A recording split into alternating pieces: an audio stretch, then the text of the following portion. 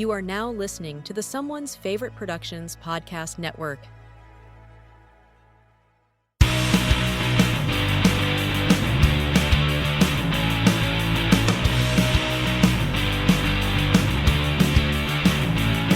Hello there, and welcome back to The Disconnected, joined here with JT Mollner, who is the director of one of this year's breakout hits, Strange Darling. Thanks for coming on the show, JT. Thanks for having me on, Ryan.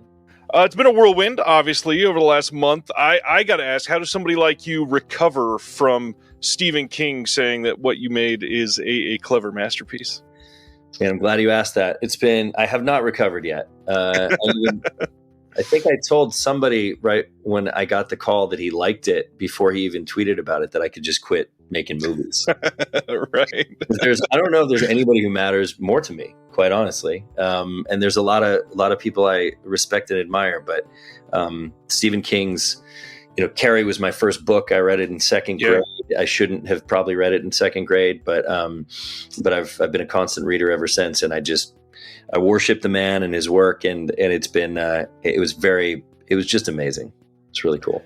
I read one of the interviews that you did talking about how Stephen King's books was monumental for you, and one of the things that you brought up was going through a video store. And obviously, I talk about physical media a lot. That's what's on here. We'll talk about that in just a little while. But I really love that that's one of the things that you remember is walking through and seeing these covers. So I got to ask, is that something that you were thinking about while making a movie as striking visually as Strange Darling? Because there's a lot of imagery on this that would leap off of a wall, off of a shelf to get people to watch this. Thanks so much. Yeah. When I would go to the video store with my mom every weekend, my dad was working late, and we'd walk through the aisles of the video store and smell it, and I could smell it now. It was a very specific vibe. And it's probably even before DVDs.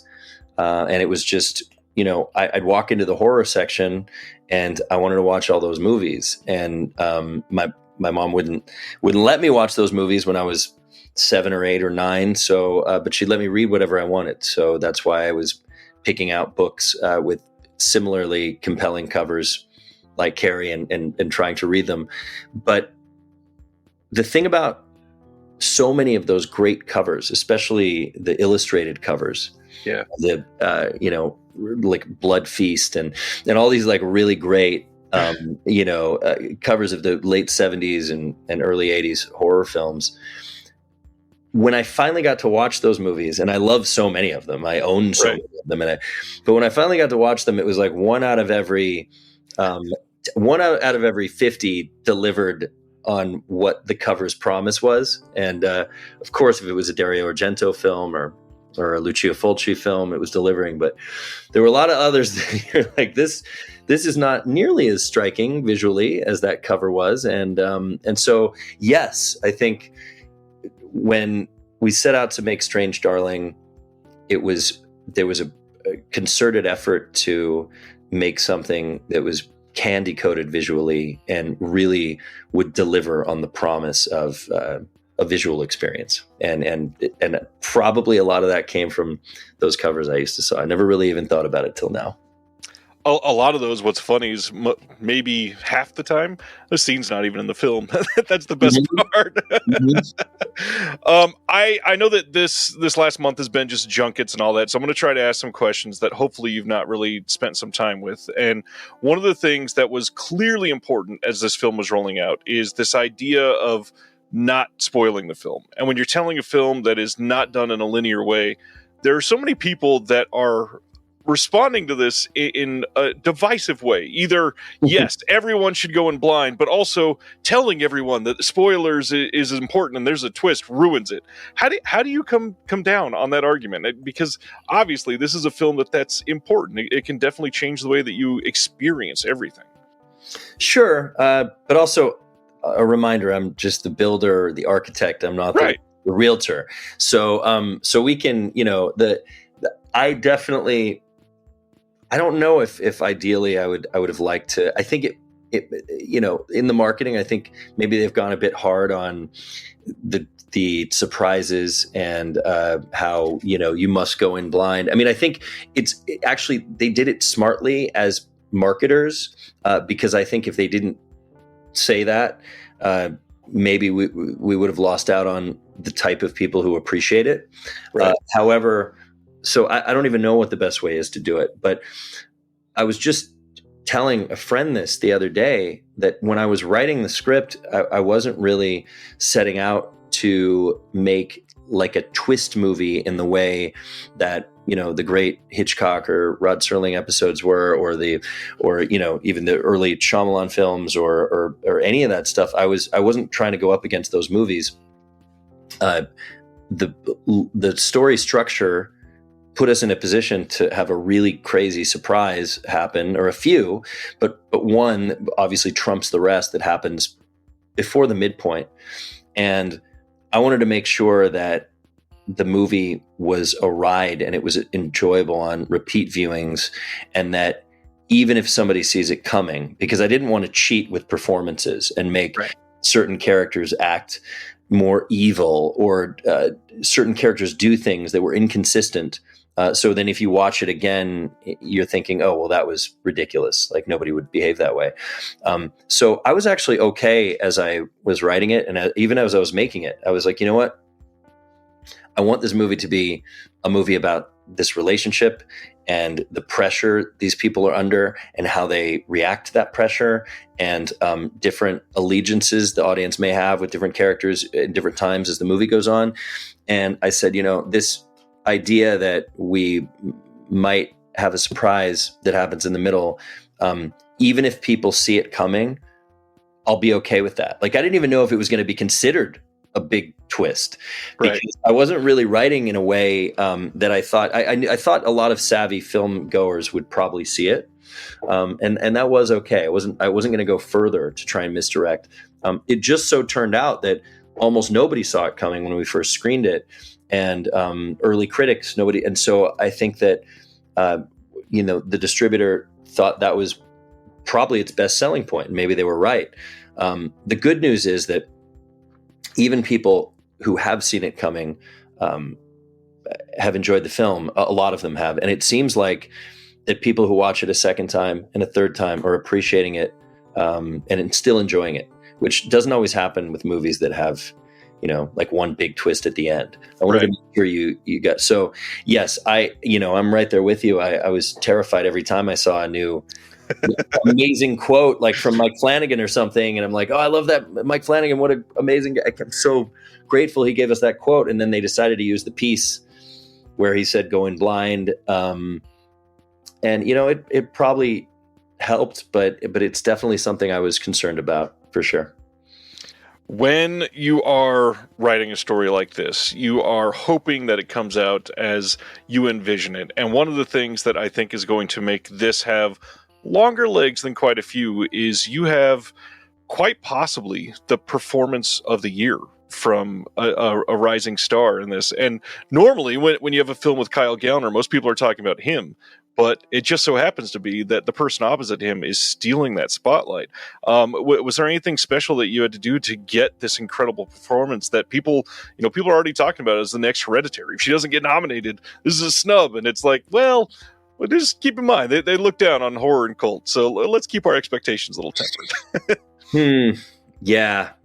She's incredible in this movie, and Kyle is too.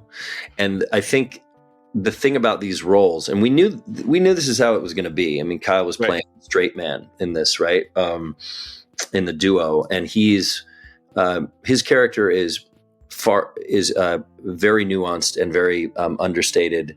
And the things he's doing in the movie are very difficult things for an actor who's not brilliant to achieve. If you really watch what he's doing and in these certain scenes, and how well he's listening, but we always knew her role was going to be the flashier of the two.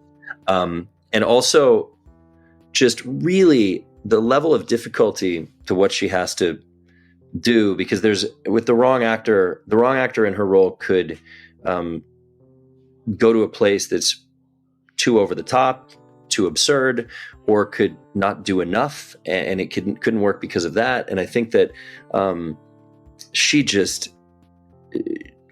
rose to the occasion on every level.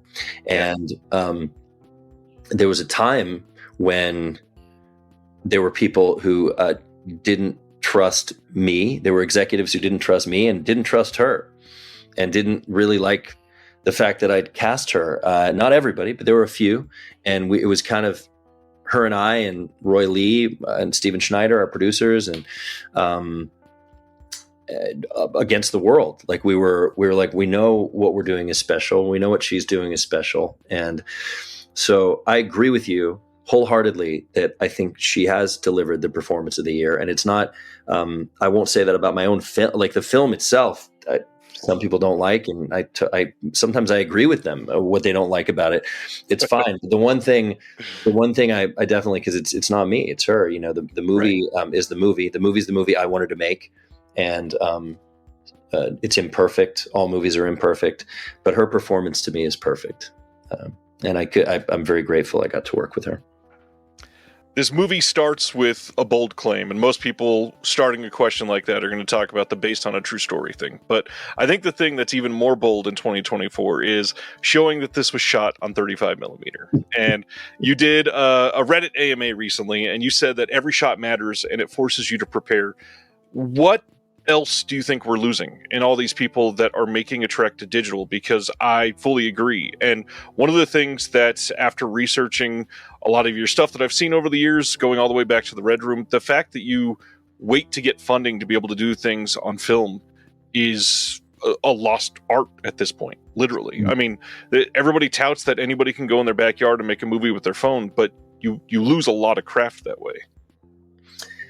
You're speaking my language. You know, I've become much more open-minded about it. I'm not defensive about it. And I certainly think that there's, you know, I love Neon Demon. I love, there's movies that have been made that have been shot digitally. I mean, Zodiac's a beautiful movie. You know, there's so many good movies that Francis Lawrence is shooting The Long Walk with Yo on an incredibly, you know, on the greatest digital camera that exists. And I've seen the dailies, and it's going to be absolutely gorgeous. So artists can choose what their priorities are, and certain artists have a look that digital works for and fits. Right. But for me, it's like, not only has it become the look that I associate like the fiber of my being with, but it also is like, there's a romance associated with it. There's an emotional connection to it. And I really like what it does to the process for not only me. It keeps me disciplined and honest and forces me to prepare, but also the rest of the crew, the actors. I just like it's become a thing like that informs the culture on set. And I have such a reverence for filmmaking. I mean, it's the closest thing, you know, there's only thing I love more than filmmaking is my family. And it's such a religious experience, me being on set. Like whenever I'm lucky enough to get back on set and I'm doing this, I just love it so much. And when film is there, it sort of makes, it feels to me like it makes even people who have been on so many sets, they're disillusioned with it or might be a little tired of doing it. It reminds us all why we're so lucky to be doing it, you know?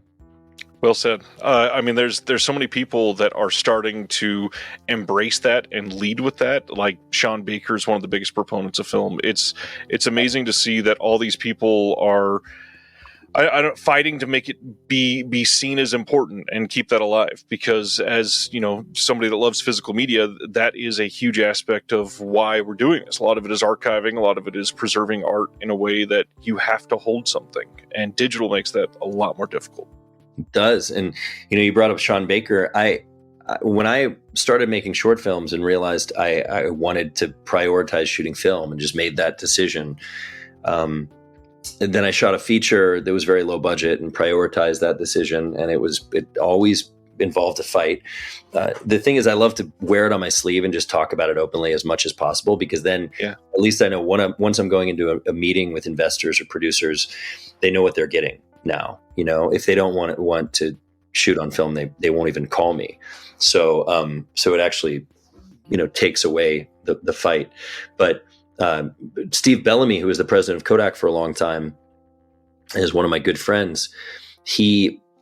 While he was running Kodak, he found a lot of the up and coming filmmakers who weren't yet, the Christopher Nolans and the Tarantinos and the Scorseses are, they have these big budgets and thank God they're shooting film and they're very high profile.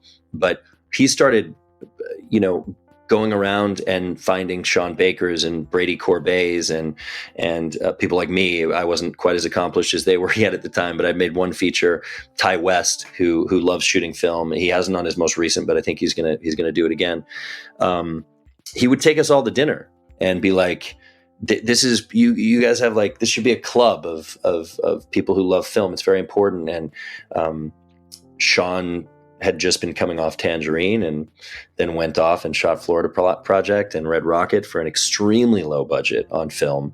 Yep. And I think it's come back in a big way. And I think it has a lot to do with Steve's philosophy at Kodak and about really talking more about filmmakers who are making movies for $1 million or $5 million rather than just the $100 million films. Because what I always hear is that you can't afford to shoot a movie on film if it's for a certain budget. And Outlaws and Angels, my first movie, it had an under $1 million budget. It was a Western, and we were paying people like Luke Wilson, Chad Michael Murray to be in the movie, and Francis Fisher. And not that they were getting paid a ton of it, everybody loved that movie, but still we had to pay actual actors.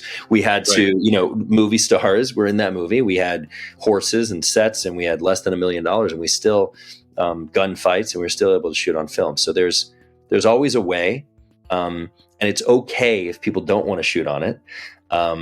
But if you do, what I just like to, let people know is that if you do, there's a way. And the more people who shoot film, the better it is for me and the rest of us who like film existing. There are some people who are upset about the opening card in Strange Darling. And for the people who are upset about it, for the record, Giovanni Ribisi, my partner on this, my DP, he didn't necessarily want to put it there. So it's not his fault. It was me, and he ended up being supportive of it. But the reason I wanted to put it there had nothing to do with bragging about it or saying it was a matter of pride and also advertisement for film, not a company, but film. Right. And a lot of people who were, and not everybody's, some people love it. A lot of people love it, but there were small groups of people who were, seemed to be upset about it, social media and stuff like that. And, it bothered me that they were, because I wanted people to understand that it wasn't for them. A lot of people would say I know it's on film, you don't have to tell me. But then there are all these people who don't know what film looks like or what the difference is. And I have family members back east and in the Midwest who will watch a movie and they won't know exactly why they appreciate the look or why it makes them feel warm or why. And I just thought it would be really nice for people who weren't aware to be aware that I didn't do, it's not some special thing I did. This was the magic of celluloid. That's the Kodak product, and I just wanted people to know. And I thought I was very excited that we were able to shoot on it. And so, yeah, it was a matter of that and just increasing awareness and getting more film fans in the world, to keep it alive. Yeah.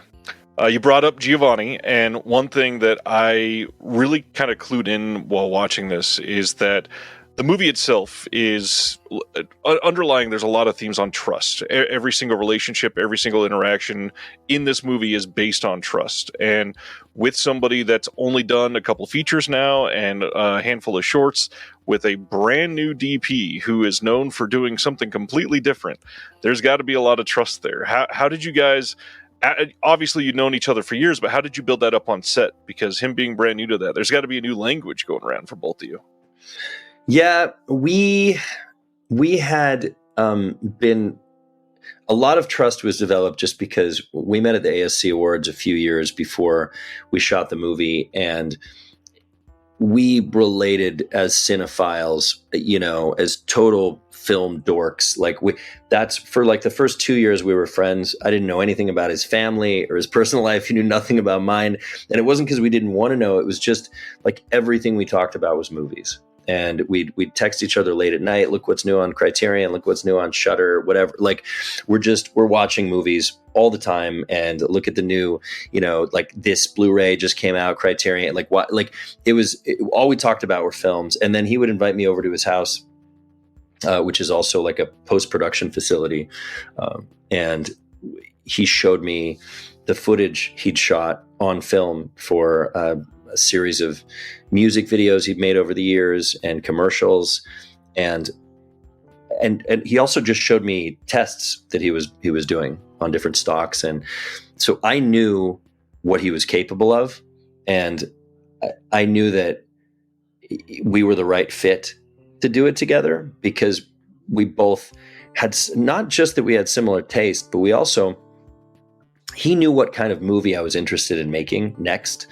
We talked about primary colors. We talked about, we were looking at films like everything from The Red Shoes to Blue Velvet. And we were talking about deep focus that isn't as, and split field diopters. And so we've been having these conversations for like a couple years. And then when I wrote this script, I was like, this is that movie that we've been talking about, So when he read it and wanted to do it, it didn't frighten me at all. It got me excited. Now, of course, you never know how it's going to be actually working with somebody on set.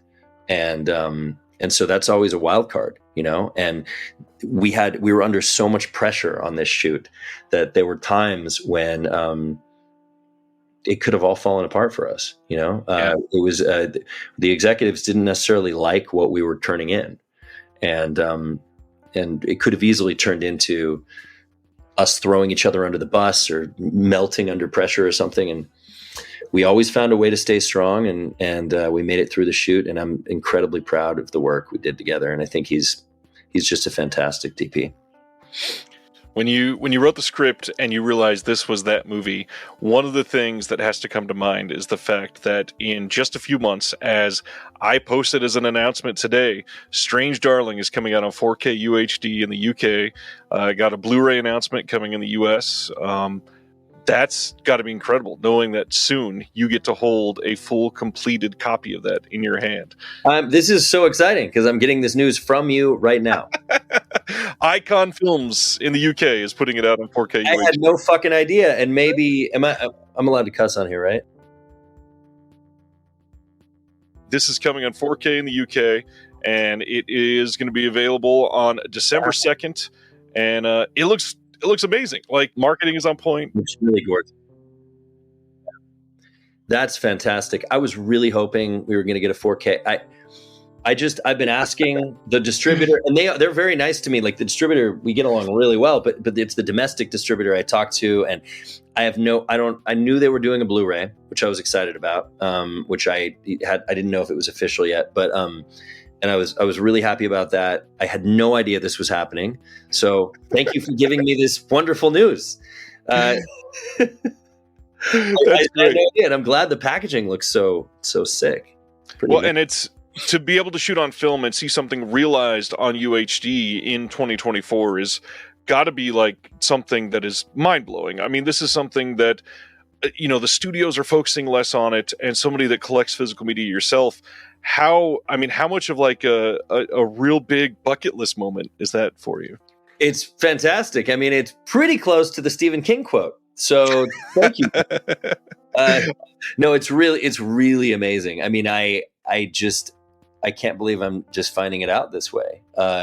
Because I've been prodding and trying to figure it out. It's so important. And, we've been talking to the distributors in the studio about this for so many months. It was like the first priority was make sure it plays in cinemas. Like, we need to make sure this is a theatrical movie. And then the second priority is make sure that we have physical media and the best physical media available. So that's really, really cool. I was invited to the Criterion Closet, which was one of the other like bucket list things in my life. And I feel really bad because I think you're allowed to take like 3 or 4, and I think I went home with 9, but it wasn't my fault. Like, they were actually offering more to me, but I had this huge set. I didn't realize how many I had taken, and I went home, and my wife was like, I've never seen anybody like have that many in one of these videos. But Yeah. yeah, no, physical media is everything, and it's. I mean, I know the days of everybody having to walk through a video store. That's not really coming back unless it's in the form of a novelty situation. I'm Right. sure because of, but I do miss those days, because there's something so special about, like, when it seems great. You can scroll through movies and look at you have all these different options. But when you're walking through a video store and you have an hour, or you have to pick something up and take it home, you're more decisive. Yeah. You're more excited about your decisions. And there's no way you're going to, like, stop it 10 minutes through unless it's terrible and just try something else, And I really like it. I like the experience for the same reason I like shooting on film.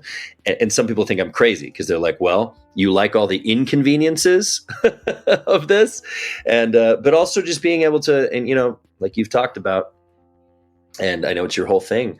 It's like not having the idea of not owning my favorite movies and owning something that I can play them on. Buying a movie on Amazon is not buying a movie. Like, no. It's like when people say, just buy it. I'm like, I don't have it. And they still have it. I can just access it anytime I want. They're literally the exact same reasons. Shooting on film and buying physical media. I mean, the same thing. I can't stop shooting a movie I'm doing on film 10 minutes into it and go, let's change to something completely different. I love that. No, there is a big connection. And yeah, storing things on film prints too. You seem to share a lot of my feelings on short films. You went out there and cut your teeth making a handful of shorts that are important to you. They are something that helped you hone your craft, and they're all done on film. What are people missing about short films? Because I feel like in today's day and age, they'll play at 3 festivals and then no one will ever talk about them again. Yeah, it's, one of my short films was shot digitally, but and it was because it was a single take, like 18-minute movie, and there was no way to figure that out back then. But yeah, most of my stuff was shot on film. And, that's what happened with all my short films, though. I think it's been that way. It's interesting. I mean, my first short film, I think I made back in like 2009 or 2010, something around that time. And we thought we did this really special thing, and people did like it. They were scared to program it because it was about like necrophilia. But people were spoiled. Come on. Yeah, I shouldn't have given it. You can bleep it out if you want to bleep. Well, it's been out for a long time. So yeah, so I did just spoil one of my shorts. But it's the kind of movie where I was brought up in like David Cronenberg movies, and I was like, I'm gonna make something high impact. And I think with shorts, there's all these reasons why they don't get programmed that I learned over, because I made a number of shorts and people liked them and they got me work, and they essentially, because people saw them, I was able to get actors and get financing for a movie. But I never had really good festival runs with short films. And with my first one, I learned you can't, like, sometimes if you have really crazy content, like the movie Crash couldn't have been, Cronenberg's Crash probably couldn't have been a short film that would have had a lot of play at festivals. It's got to either be a movie that's released or not, like on mainstream or with real marketing. But I found out on my first one that if you have stuff that's too provocative because there's no rating, that can deter festivals from playing your film. And then also length. Like my second short film was like 22 minutes, and that was a big mistake. Like I was happy with the short film at the time, but there's so many, especially now, with people being able to shoot on iPhones and being able to shoot. And that was happening then too. I mean, it was when people had access to digital cameras. It's getting exponentiating every year. But I think with the amount of content that's submitted, festivals really like it when there's like a 10-minute long short. Yeah. But I love the short form, and I'd love someday to go back and make a short film, not for the same reasons I did before, just to make a short film, not to try and, like at a point where I just want to go do that, because the art form itself is valid. And, I think short filmmakers should go watch more episodes of Twilight Zone and Night Gallery and Alfred Hitchcock Presents, because a 10-minute or 15-minute experience should have, to me, I think the most important thing about it is some sort of impactful ending. Right. And so that's what I always tried to do. I wasn't always successful, but that's what I always tried to do with my shorts. And I think it's why I was happy with them.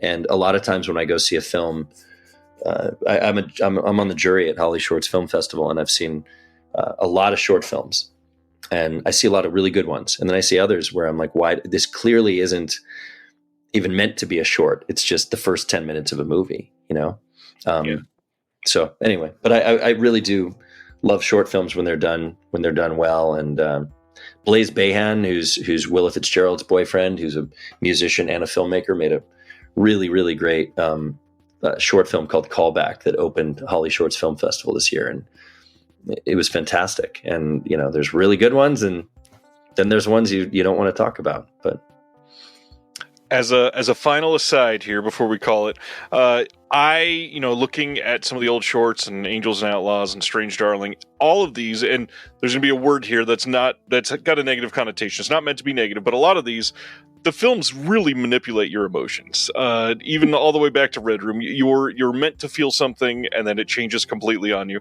But I feel like a lot of your training for manipulating emotions has to come in person with the Freakling brothers. How'd that help shape your life? I mean, as a film director, you're like manipulating the audience. As a human being, you don't want to be a manipulator, but I think right. as a filmmaker, I feel okay doing it with audiences, because I like to be manipulated when I'm watching movies. So I'm just kind of doing what I would like to, so it's not for everybody, but my movies are definitely things that I would like to go see, and Freakling Brothers, that's where I am right now. I'm in my parents' guest room that I use as my office when I'm here. And I'm here to, my dad started Freakling Brothers horror shows in '92. And we've been going for a long time, and I grew up in this business, and it's great. I still come back to Las Vegas for a few months every year to run things and design attractions with my dad. And we have 50 actors, and it's all original characters that we write and create for Freakling Brothers. We don't pull them from movies or anything like that. And it was a training ground for me as a film director. Probably as essential as the short films I made, just casting and creating these roles and directing the actors at the shows and really taking it seriously, because it's still, when it comes down to it, it's still just a haunted house, but it's a haunted house that we do that's geared towards adults and scaring adults. And even though, from looking in from the outside, people hearing me say this could consider it like a Christopher Guest film or something, like how serious can a haunted house be? My dad and I really fucking take it seriously. It's like, right. We want to scare the hell out of people, and we want our actors to be the best there are. And if people aren't cutting it, they don't stay part of the family. We recast, and we treat it like a movie, Nice. And so yeah, you should come out and check us out sometime. This is going to be ridiculous. I grew up in Barstow, so I was pretty close. And wow, I've never met anyone who grew up in Barstow. I've driven through Barstow about 1,000 times. I even broke down there once and stayed a couple nights. Most people have that exact story. There used to be a restaurant there called Berquist's. Was that there when you were a kid? Berquist? No? I don't recognize that name. I'm sure the building was used by 5 other tenants by the time I saw it. Yeah, it was like a restaurant in the parking lot of a hotel, and it was a breakfast place, and it was called Berquist, and then it changed. But I think that was a really long time ago, like I was a little kid. It was Barstow. Wow, cool, crazy. JT, thank you so much for the time. I really hope people see this and take it to be motivating for certain things, whether it be making a film, whether it be shooting on film, whether it be understanding that even small achievements like a short can lead to large achievements like Strange Darling, which you've had this year. Thank you so much, Ryan, and all the kind words, and I appreciate being on. Thank you for listening to the Disconnected Podcast. There's one big thing that you could do to help the show, and that is to leave a rating and review on the podcast service of your choice. Thank you.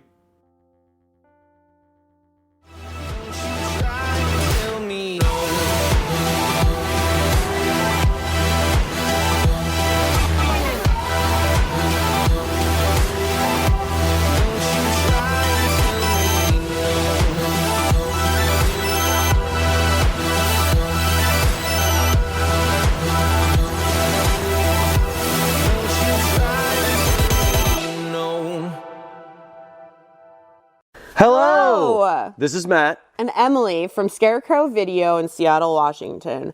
Did you know that we have the largest video collection in the world? We have over 146,000 titles and growing. That's over 3 times more than Netflix, Amazon, Max, and Hulu combined. Plus, Scarecrow now offers rent-by-mail service throughout the U.S., so check out scarecrowvideo.org for details. You can catch Emily and I, or Matt and I, if that was going to be you saying that, on our bi-weekly YouTube show, Viva Physical Media, for video recommendations and so much more. See ya! Bye!